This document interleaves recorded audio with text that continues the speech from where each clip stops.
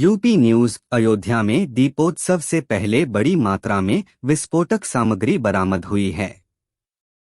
लगभग 30 किलोग्राम सामग्री में सल्फर गंधक बारूद और सोडियम नाइट्रेट होने की आशंका है। आरोपी रफीक गिरफ्तार, पिता शाहबान फरार है। पुलिस इसे गंभीर षड्यंत्र मान रही है। एसपी ग्रामीण और सीओ मिल्कीपुर जांच कर रहे हैं। फोरेंसिक टीम ने भी पड़ताल की है। तंबौर के मेराज खां थानगाम के रामप्रताप की दुकान पर सामान लेने आए थे। एक सिगरेट के पैसों को लेकर दोनों में विवाद हो गया। बताया जा रहा है कि रामप्रताप ने अन्य लोगों के साथ मिलकर मेराज को एक पेड़ से बांध दिया और पिटाई कर दी। थानाध्यक्ष थानगाम उमेश चंद्र चौरसिया ने बताया कि दोनों पक्षों के 9 लोगों पर मुकदमा लिखा गया है। मध्याह्न भोजन प्राधिकरण की निदेशक कंचन वर्मा की ओर से सभी जिलों के जिलाधिकारियों को निर्देश दिए गए हैं कि वह अतिरिक्त पोषाहार के वितरण में पर्याप्त सावधानी बरतें। खाद्य सामग्री का भंडारण उचित प्रकार से किया जाए। निर्धारित मानक के अनुसार खाद्य सामग्री का वितरण किया जाएगा। मां समूहों व विद्यालय प्रबंधन समिति को इसके माध्यम से जानकारी दी जाए। दिलारी के ढकिया निवासी शकील अहमद की 26 अक्टूबर को तिकोनिया चेकपोस्ट से बाइक चोरी हो गई थी। उन्होंने थाने में शिकायती पत्र दिया। घटनास्थल के पास प्रतिष्ठान से सीसीटीवी फुटेज लेकर आरोपित से मिलती जुलती शर्ट के आधार पर हेड कांस्टेबल इमरान और शकील अहमद के साथ 3 अज्ञात व्यक्ति कार से 27 अक्टूबर को तिकोनिया बस स्टैंड स्थित गुप्ता ई-रिक्शा कारखाने में पहुंचे। Noida international airport. Noida international airport पर ट्रायल रन की तैयारियां शुरू हो गई हैं। जिलाधिकारी की अध्यक्षता में हुई बैठक में एयरक्राफ्ट के टेक ऑफ और लैंडिंग के रास्ते की बाधाओं की समीक्षा की गई। 15 नवंबर से 15 दिसंबर तक बिना यात्री के ट्रायल होगा। जनवरी से टिकटों की बिक्री शुरू हो जाएगी। 30 नवंबर को क्रू मेंबर के साथ विमान को एयरपोर्ट के रनवे पर उतारा जाएगा। यूपी चकबंदी डीडीसी ने अधीनस्थों को निर्देश दिए कि स्थगन आदेश के कारण जो कार्य नहीं हो पा रहा था, उच्च न्यायालय के आदेश का अनुपालन करते हुए उसका अंतिम अभिलेख तैयार करें। उन्होंने किसानों को बताया कि अगले वित्तीय वर्ष में गांव में चकबंदी पूरी हो जाएगी। गांव में शिविर लगाकर विरासत के प्रकरण को 1 सप्ताह के अंदर निस्तारित करने के लिए एसईओ को निर्देशित किया। थाना क्षेत्र के गांव आजमपुर में बाबू का परिवार रहता है। उनके घर के नजदीक ही गन्ने के खेत है। सोमवार को वह कृषि कार्य के लिए अपने खेत पर पहुंचे थे। यहां 8 फीट लंबे अजगर को देखकर हक्के बक्के रह गए। किसी तरह उन्होंने अजगर की पूंछ को खींचकर खेत से बाहर निकाला।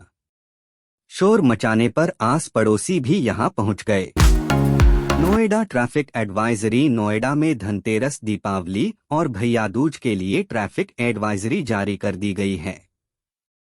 अट्टा market, Indira market sector 18, GIP mall, garden galleria mall, DLF mall, Brahmaputra market, Logix mall, city centre, Hoshiarpur, Shoprix mall sector 37, botanical garden, Kisan Chowk, Surajpur, जगत फार्म, परी चौक, कस्बा कासना और दादरी आदि में वाहनों के दबाव को लेकर यातायात व्यवस्था और डायवर्जन की जानकारी दी गई है। UP news. उत्तर प्रदेश के कृषि विभाग ने प्रधानमंत्री फसल बीमा योजना को बढ़ावा देने के लिए जिला और तहसील स्तर पर बीमा कंपनियों के कार्यालय स्थापित करने का निर्देश दिया है। इससे फसल बीमा का दायरा बढ़ेगा और किसानों की समस्याओं का समाधान शीघ्र होगा। यह कदम किसानों की रुचि में कमी को देखते हुए उठाया गया है।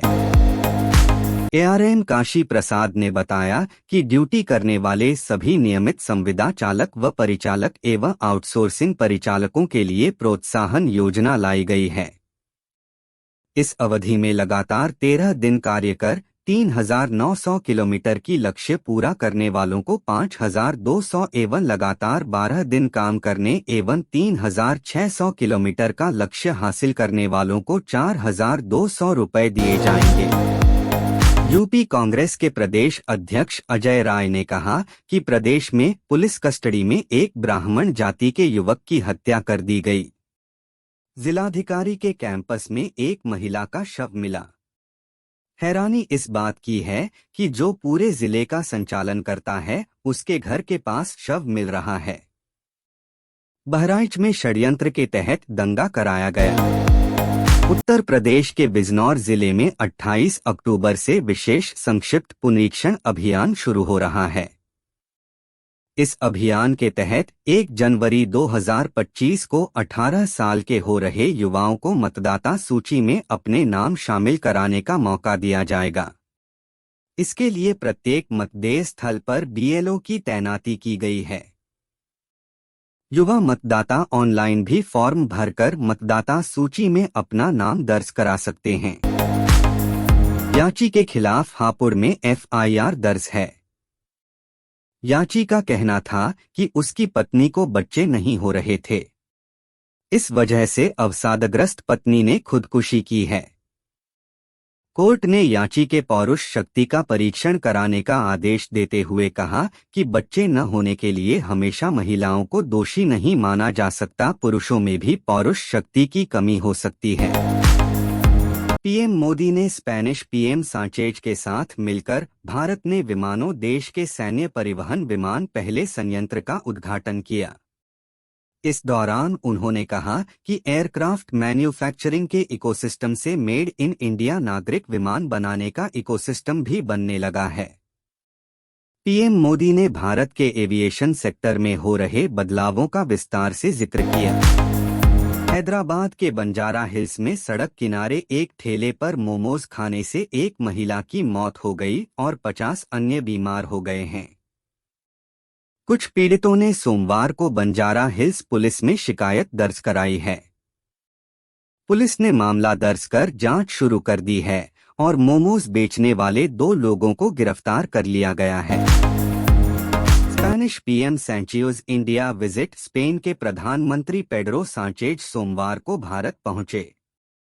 यहां उन्होंने प्रधानमंत्री मोदी के साथ द्विपक्षीय वार्ता की, जिसमें दोनों देशों ने कई क्षेत्रों में आपसी सहयोग बढ़ाने का निर्णय लिया। भारत और स्पेन ने दक्षिण अमेरिका के देशों में साझा विकास कार्यक्रम भी चलाने पर सहमति जताई है। जानिए दोनों देशों के बीच क्या क्या हुए समझौते। ब्रिक्स 2024 से पहले भारत और चीन ने सीमांत गतिरोध कम करने के लिए एक ऐतिहासिक समझौता किया। संबंधों में सुधार की ताज़ा कोशिशों के बावजूद चीन के पूर्व के अतिक्रमणकारी रवैये को देखते हुए आगे भी उसकी मंशा पर शक की गुंजाइश बनी रहेगी। ऐसे में वर्तमान वैश्विक परिदृश्य में चीन और भारत के संबंधों की दिशा और इसके संभावित भूराजनीतिक और आर्थिक प्रभावों की पड़ताल अहम मुद्दा है। India China economic comparison. Bharat भी अर्थव्यवस्था की तेज रफ्तार के साथ सेनाओं का आधुनिकीकरण कर रहा है। साल 1980 में भारत की प्रति व्यक्ति आय चीन की प्रति व्यक्ति आय से करीब दोगुनी थी। आज चीन की प्रति व्यक्ति आय हमसे करीब 5 गुना अधिक है। आइए जानते हैं कि 1980 के बाद चीन और भारत आर्थिक मोर्चे पर किस तरह से आगे बढ़े। सेंसस सर्वे टाइमिंग। काफी विलंब से चल रही दशकीय जनगणना और राष्ट्रीय जनसंख्या रजिस्टर एनपीआर को अपडेट करने का काम जल्द ही शुरू हो सकता है। जनगणना का समय सामने आ गया है। देश की जनसंख्या की गणना 1951 से हर 10 साल में की जाती रही है, लेकिन कोविड-19 महामारी के कारण 2021 में जनगणना का काम नहीं हो सका। हैदराबाद में फर्जी मनी लॉन्ड्रिंग मामले में फंसाने की धमकी देकर एक सॉफ्टवेयर इंजीनियर को 30 घंटे से ज्यादा डिजिटल अरेस्ट में रखा गया। शुक्रवार की रात को शुरू हुई इस घटना में पीड़ित को मियापुर में अपने घर से अमीरपेट तक 15 किलोमीटर की यात्रा करनी पड़ी। पुलिस अधिकारी ने इस घटना की जानकारी दी। इस मामले में जालसाजों ने पीड़ित शख्स को धमकी दी थी। हॉलीवुड की मशहूर सिंगर एडेल को भला कौन नहीं जानता। लेकिन इस वक्त 16 बार ग्रैमी अवार्ड्स अपने नाम करने वाली गायिका को लेकर बड़ी खबर सामने आ रही है। हाल ही में उन्होंने अपनी एक गंभीर बीमारी का खुलासा किया है और बताया है कि वह कान के एक दर्दनाक संक्रमण से जूझ रही हैं, जिसकी वजह से उनकी सुनने की क्षमता भी चली गई है। आपने ओटीटी पर मिर्जापुर के 3 सीजन का तो फुल आनंद लिया है, लेकिन अब आप बड़े पर्दे पर गद्दी के लिए आतंक देख सकते हैं। 3 सक्सेसफुल सीजन के बाद अब मेकर्स मिर्जापुर दी फिल्म को सिनेमाघरों में उतारने के लिए तैयार हैं। दिवाली से पहले मेकर्स ने एक धमाकेदार वीडियो के साथ इसका ऐलान किया है। Singham again CBFC certificate Ajay Devgn की बहुचर्चित फिल्म सिंघम अगेन की रिलीज में बहुत कम समय बाकी रह गया है। इस आधार पर सेंसर बोर्ड की तरफ से बिना कट के सिंघम अगेन को पास कर सर्टिफिकेट सौंप भी दिया गया है। ऐसे में आइए जानते हैं कि इस फिल्म को कौन सा सर्टिफिकेट मिला और सिनेमाघरों में कितनी देर ये मूवी दर्शकों मनोरंजन करेगी। साई पल्लवी इन दिनों अपनी आगामी फिल्म अमरन के प्रमोशन में बिजी हैं। इस बीच सोशल मीडिया पर बायकॉट साई पल्लवी वायरल हो रहा है। इसकी वजह एक्ट्रेस का एक बयान है जो इंटरनेट पर वायरल हो रहा है। लोग उनके बयान पर नाराजगी जाहिर कर रहे हैं और उनके बायकॉट की मांग उठ गई है। जानिए इस बारे में। बिग बॉस 18 सलमान खान का popular reality show big boss 18 इन दिनों छोटे पर्दे पर जमकर धूम मचा रहा है। इस बीच बिग बॉस सीजन 18 की एक फीमेल कंटेस्टेंट को लेकर बड़ी खबर सामने आ रही है। बताया जा रहा कि वह निर्देशक रोहित शेट्टी और सुपरस्टार अजय देवगन की अपकमिंग फिल्म सिंघम अगेन में अहम रोल निभाते दिखेंगी। सत्यमेव जयते की कामयाबी के 3 साल बाद अभिनेता जॉन अब्राहम सत्यमेव जयते 2 लेकर आए और उन्हें यकीन था कि ये फिल्म बॉक्स ऑफिस पर बम्पर कमाई करेगी, लेकिन रिलीज के बाद ही फिल्म की नैया डूब गई। सत्यमेव जयते 2 की फ्लॉप के बाद जॉन ने 3 महीनों तक डायरेक्टर मिलाप जावेरी से बात नहीं की थी। डायरेक्टर ने इस बारे में बात की है। रणजी ट्रॉफी 2024 से 25 के ग्रुप सी में बिहार टीम का मुकाबला कर्नाटक टीम से हो रहा। मुकाबले के तीसरे दिन का खेल समाप्त हो गया है। यह मैच पटना के मोइन उल हक स्टेडियम में हो रहा है।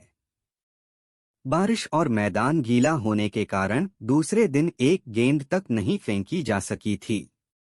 ऐसे में पिच सुखाने के लिए गजब तरकीब अपनाई गई।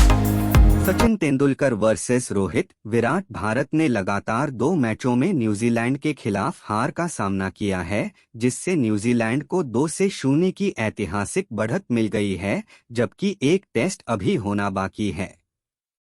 रोहित शर्मा विराट कोहली के टेस्ट में बल्ले से रन बनाने में संघर्ष को देखते हुए फैंस ने सोशल मीडिया पर कई सवाल उठाए हैं। बीसीसीआई ने साउथ अफ्रीका और ऑस्ट्रेलिया के खिलाफ T20 सीरीज के लिए भारतीय टीम का ऐलान कर दिया। भारत के तेज गेंदबाज मयंक यादव को इस सीरीज के लिए नहीं चुना गया है। वह चोटिल है। उनकी चोट को लेकर द टेलीग्राफ की एक रिपोर्ट सामने आई है, जिसके अनुसार मयंक यादव 3 महीने के लिए टीम से बाहर हो सकते हैं। हर्षित IPL में अपने शानदार परफॉर्मेंस की वजह से उनका बॉर्डर गावस्कर ट्रॉफी के लिए भारतीय टीम में जगह बनाना आसान रहा, लेकिन हर्षित के लिए यहां तक का सफर तय करना आसान नहीं था। उन्होंने काफी संघर्षों का सामना एक सच्चे योद्धा की तरह किया और अपनी फिटनेस पर मेहनत की और बॉर्डर गावस्कर ट्रॉफी से पहले 17 किलोग्राम वजन घटाया।